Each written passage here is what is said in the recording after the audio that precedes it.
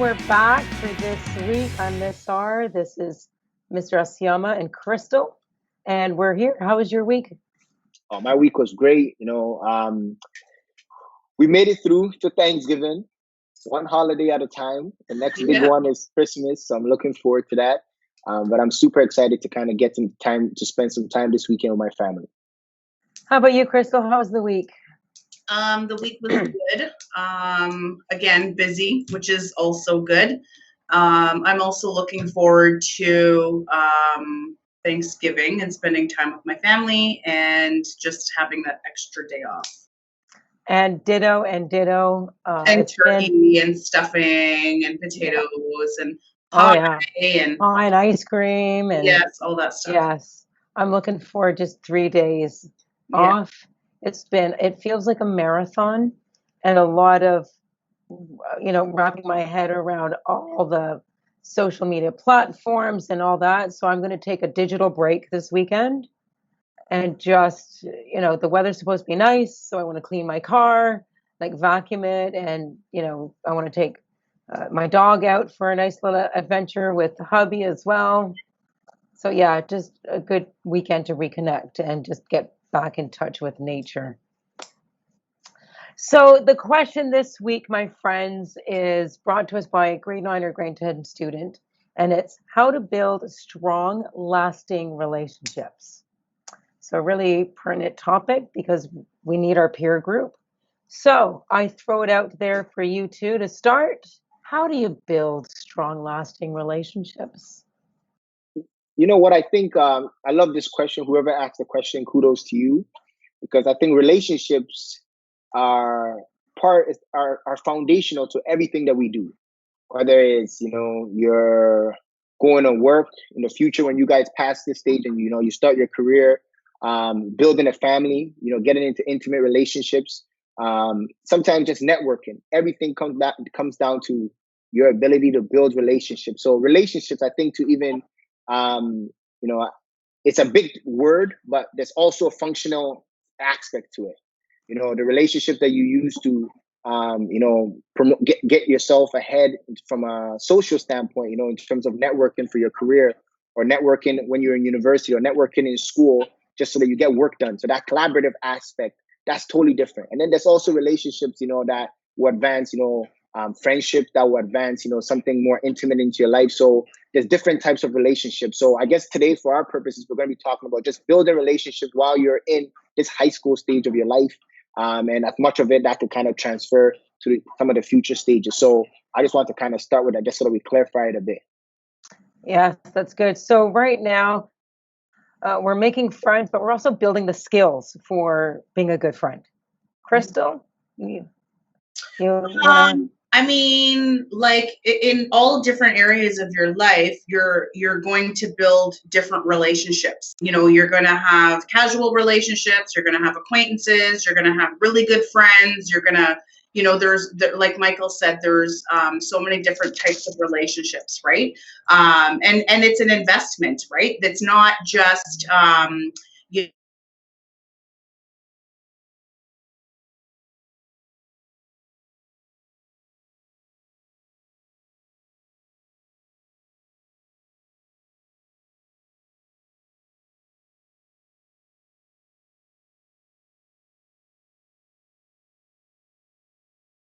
to be give and there's going to be take and sometimes we're going to give more and we're going to take, it depends what type of relationship we have, but we're constantly building relationships with lots of different people in and around our lives, right? Okay, so let me throw it out to you guys.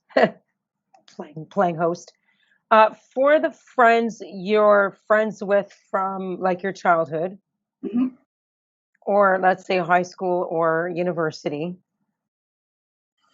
how did you know those individuals were going to be your strong, lasting friendships? Sorry, go ahead. Because we meet a lot of different people. So how do you know to build how do you know to invest in those people that could potentially be long-lasting, strong relationships versus the ones that are casual? I feel personally, so I moved from another province. So a lot of the friends that I had in high school, they've now just become like acquaintances. They're people that if I see when I go back home, we might grab a coffee, we might whatever, but they're not like my friendships. My true friendships. I think the way I knew was like you just have so much in common, right? Like it could be similar upbringings, it could be similar likes, interests, stuff like that. And so, although I do have a lot of acquaintances and a lot of people that I know, because I also went to a really big high school like STA.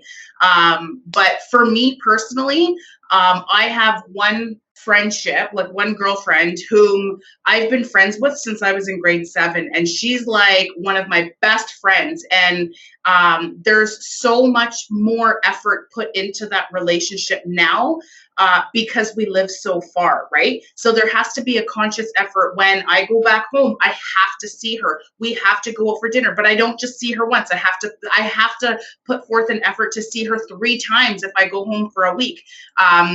There's text messages, so frequently throughout the week. She lets me know what's going on with her kids. I let her know what's going on with my kids. Like there's an investment there, right? She's somebody that I appreciate, I value, I love. My whole family knows her. She calls my dad. It's more like we've inherited each other's families as our own. Yeah. She has sent her daughter out here to visit me for a week. And it's just, it becomes so much more than just a friendship, right? Yeah. I think just kind of, adding to what you're saying, Mr. Silva, there's a certain quality to these relationships, right? I think whenever you meet somebody who accepts your past, supports your present, kind of loves you for who you are, and kind of gets intertwined into your life and knows some of the more intimate things about you, and you feel okay being vulnerable with that person, and you see that they are genuinely interested in you just as much as you are interested in them, and these are things that of course take time, right? But it allows you to be vulnerable, and it allows you to want more of that, because those type of interactions are what make people feel safe, psychologically safe. It makes you feel, it releases a different side of you when your guards come down with a person, because of the way they make you feel, with your vulnerable, the things you're vulnerable about. Sometimes it's your family, sometimes it's the things you care about, your dreams, your passions. These are people that you're able to easily, be around, because they foster a certain courage and positivity in you, right? So I think for me, the quality relationships I have in my life, a few of them I grew up with. I went to elementary school with these people. We didn't go to the same high school, but throughout the journey, because of shared, we have younger siblings that know each other. We have our parents who know each other. So although we were always never in front of each other, we went to different universities, different high schools. We always kind of came back whenever, we would see each other at mutual graduations. So naturally, we always build a certain level of affinity for each other. And so we celebrated birthdays together. So as we got older now, and now we have more choice, we naturally kind of came back together with our lives, So as we get into our own relationship, we try to bring everybody together and celebrate each other. Of course, these are the type of people that I like to check up on. Why? Because I actually care about them. I care about what they're up to. I care about their families. I care about their well-being. Yeah. So if you're finding people that you care about them, and in a sense, they reciprocate that. Yeah. And these are people that when you're down, they could get you up. These are people that think about you. These are people that won't forget your birthday. Or maybe they will, but then when they say sorry, they genuinely mean it. Yes. Yeah. Yes. Or just a little birthday story. My best friend, the one that I'm still friends with from grade 5, for the longest time, she thought my birthday was 2 days after my actual birthday. She would always send me a happy birthday text 2 days after. And every year I'd remind her, it was 2 days ago. Oh, crap. I don't know why I always have it on this day. Yeah. So I like what you both mentioned, because what I like, there's a meme that I thought of as you guys were talking, where family is your family by chance. Friends are your family by choice. Yeah. Right. So it's that mutual respect, that mutual genuine care that you have for each other.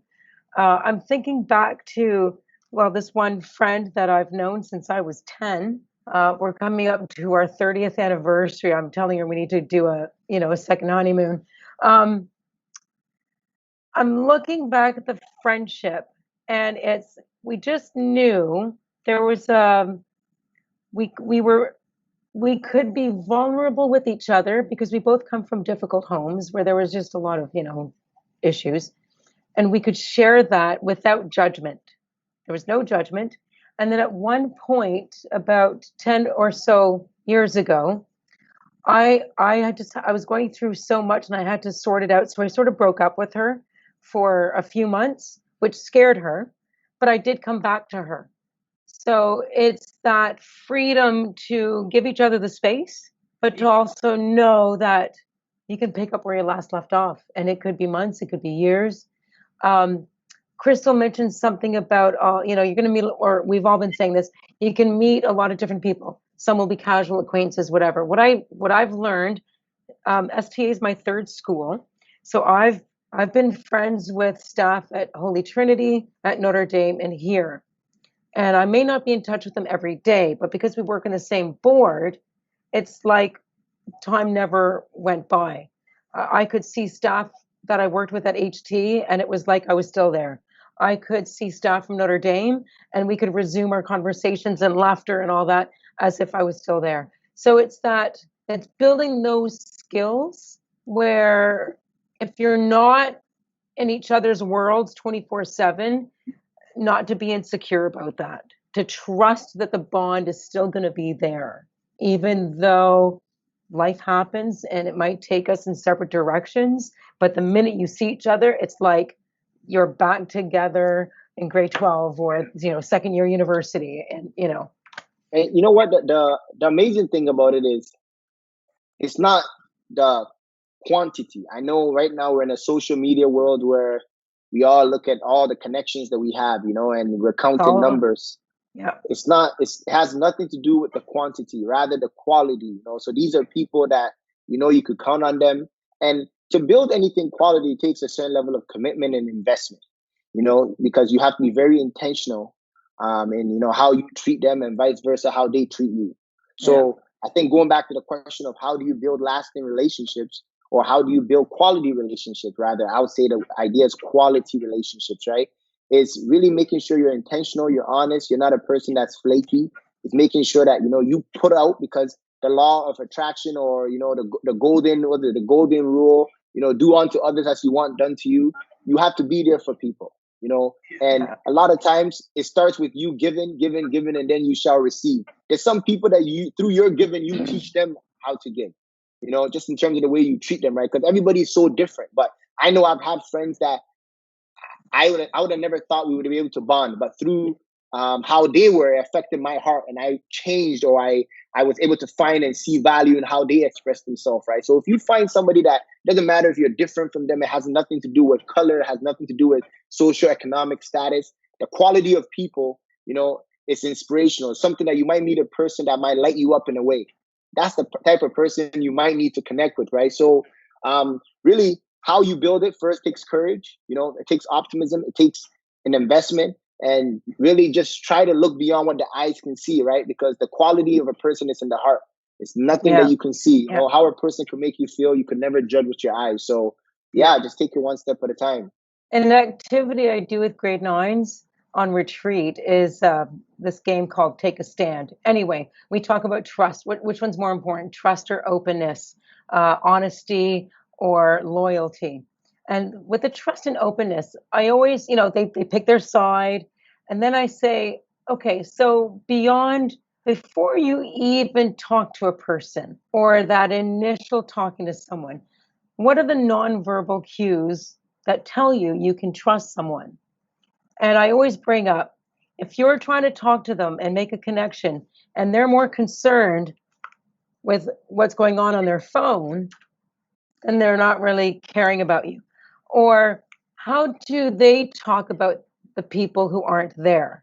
How are they talking about, because if they're going to talk about other people behind their backs, guarantee they're going to do it to you, right? So these are some of the cues that tell us what kind of person is worth investing our time and commitment with. You know what? I think so much of, and the people that are going to love you, you have to also be okay with just, not everybody's going to like you or going to connect with you. Yeah. So the how to build question is also very difficult, because you're going to be, if you find yourself trying to connect with somebody and the wavelengths are not there, you guys are on a different level of vibration. People are going through things in their life. Some people are actually, quote unquote, are not the person for you. Mm-hmm. So Yeah. be confident and be happy sometimes when people remove themselves from your life, or you can't connect with those people, because sometimes, these are people that have bricks around themselves, and eventually they build a wall from everybody. So once again, stop looking with your eyes. If you're trying to make a connection and it's not happening, be okay with the differences that exist between people, right? And just keep on with your way. I've got to say, there was a priest years ago who had a great metaphor. So he said, you go through life, I don't want to put it too close to the camera so all you see is the hand, with an open hand. And people are going to come into your life and people are going to go, and that's okay. Not everyone's going to like us. We're not going to we don't have to like everybody, and not everybody has to like us. So we go through life with an open hand, and some people will stay. And it's those people who are worth investing. Yeah. But you can't hang on tight to the people who want to go, because that's not a gift. That's not a gift of a relationship, because you're trying to force something and taking away the natural development and evolution of a relationship. So it's hard sometimes because we want people to stay, but just keep that open hand. And the people who are going to stay, they're going to stay. And people, like you said, people are going to come, people are going to go. The people that are meant to stay will stay. I have literally like 5 friends, my 5 ride or dies.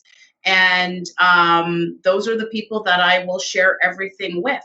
I have hundreds of acquaintances of all the schools that I've been to, all the places, the different places that I worked before I came to the school, all the friends and people that I really, grew up with in my neighborhood and who I went to high school with, even some of my own family members. I'm closer to some of my friends than I am to some of my family members. And so those 5 people, those are like my people, right? Have lots of acquaintances, but I don't that level of intimacy with those relationships is not as significant as my 5. And then also, it's not everybody that you can grow with. Mm-hmm. Sometimes certain people are also just for certain stages of your life. For sure. We are all growing in different directions. So once again, don't be afraid to grow, because as you grow, your values change, your passions change, your interests change, your vision change, your clarity change, your capacity changes. Sometimes you just even move, your environment changes. So if you want to be able to continue on and experience and bring new people in your life, because sometimes if you have too many people, you can't also bring in anything new, because our attention is very short. So the quality of relationships, if you have 100 friends that you're trying to be best friends with everybody, how are you going to build any quality? So once again, quality over quantity. So there's people with many connections, but if you ask them, do you have anybody you trust, anybody you could depend on? They'll be like, well, all my friends are fake. Think about it. Why is everybody fake? Because or which friends would you trust that if you were out with them and suddenly you became incapacitated, would someone or a couple of friends actually, could you trust to take care of you? No, because you met them on social media. You met them on Instagram. They don't even know where you live. Yeah, but that's a good question for people to ask. Who are the people in your life that if you were with them, you would totally trust them looking after you if you couldn't speak or act on your own behalf? That would be a good indicator or a good starting point to reflect on. who are the quality people in your life. So I want to end, because we've been talking for a while, so let's bring this to a close. And I want to throw a question out there, and you might hate me for this, but give everyone your top 3 traits that make a good friendship. So Top 3 traits. I'm gonna answer this one like this. We're all different. So these are just for me. Yeah. Mine are totally different than yours. Yeah. For me, I like people I can rely on. 1, you're reliable. Reliable. It's not that I'm not independent, but I like people I can rely on, Yeah. I like consistency. I don't know how I became this way, but I just like consistency. That sounds good. 2, I like people who are resourceful. Mm-hmm. That's good. Yeah. I think because I'm the helper for my friends, or just as a helper in personality, I don't get drained easily, but a lot of people who come to me want something from me. So they always tap into me. So Yeah. I love when I meet other people who are also resourceful, because then I could find some resources in them. And I'm able to, like grow with them. Yeah. Yeah. And your number 3? And my number 3, I like people who are happy. Amen, brother. Amen. I love people. Actually, I love people who have positive energy, good vibes, and they know how to be happy, because happiness is contagious. Yes. I like people that can light up a room. Why? Because then when I'm feeling down, when I'm around them, boom, I'm struck. Yeah. Those are great ones. Crystal, what are your top 3 traits? I like, well, these are I guess maybe the qualities that I have in my friends. So like Michael said, he likes his resourceful friends. One of my best friends of all time is also a child and youth counselor. So she's extremely resourceful. So if I don't have like a rational mind, or if I'm really digging for something because it's for myself or my own kids or whatever, I tend to hit like these roadblocks, and I'm like, what do I do for this? So she's also my resourceful person. But I like somebody who is supportive. I like that, if I'm having a bad day, she can turn her thoughts and her feelings and her to-do lists and her all the things that she has going on in her life. She could put that on pause to support me, because I need that in that moment, and vice versa. I like people who are creative and like to plan things with me, because that's my passion. I like to do different types of like party planning and event planning and stuff like that. And so when I find somebody who has that similarity as me, or that what we have in common, then I can build on that. And I love it. And it just gives me like butterflies, because it makes me super excited. And I also like somebody, my best friend, where we could just be. We don't need to talk. We don't need to fill the air with conversation. We can just sit and we can just be, and that's okay. Because there's so much always going on that, like, as a mom, I have 2 kids. They're in sports and work, and then my own family, and just constantly having these everyday demands. It is so nice to just go and just chill and not feel like I have to be on all the time. And she totally gives me that. Okay, so you kind of described a lot of my friendships and a lot of the top traits. I love someone I can just be with. Yeah. As well. No judgment, no need to entertain or perform or whatever. I'm thinking of my friendships. I have some good friends who are also chaplains, and so what's good about that is because we share faith and this whole chaplainy thing, we get it, and so we understand each other and the struggles with being a chaplain, being a person of faith. So that empathy. Yeah. So I like empathy. And I like I'm going to say I do like the creativity one. So I'm going to echo what you said, Crystal. My best friend that I've known since I was 10,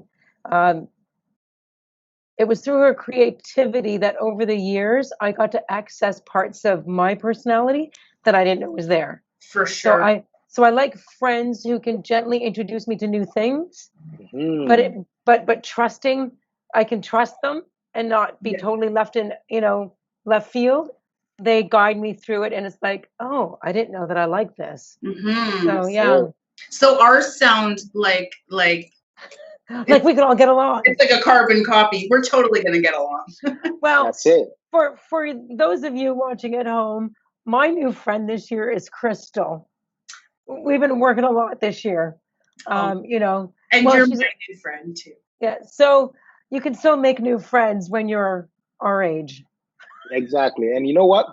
Some people, I just a match made in heaven, so everything kind of aligns. When it clicks, it clicks, right? Yes. And it's nice to have a person, like when you come to a school and it's a very large school and there's lots of students and lots of staff and you're trying to get to know people. When you find a person and you just have that connection, it makes the whole tedious process of starting off new so much easier. Yes. That's it. And I'll just say, especially in these unique circumstances, it's nice to find someone to kind of have that creative outlet to do the work. Yeah. That's it. Yeah. All right. So that's our show for this week. Feel free to get in touch with us and let us know what topics, issues you want us to address, and we'll tackle them. Have a good Thanksgiving, everyone. Be safe, be healthy, and eat as much turkey and pie as you want.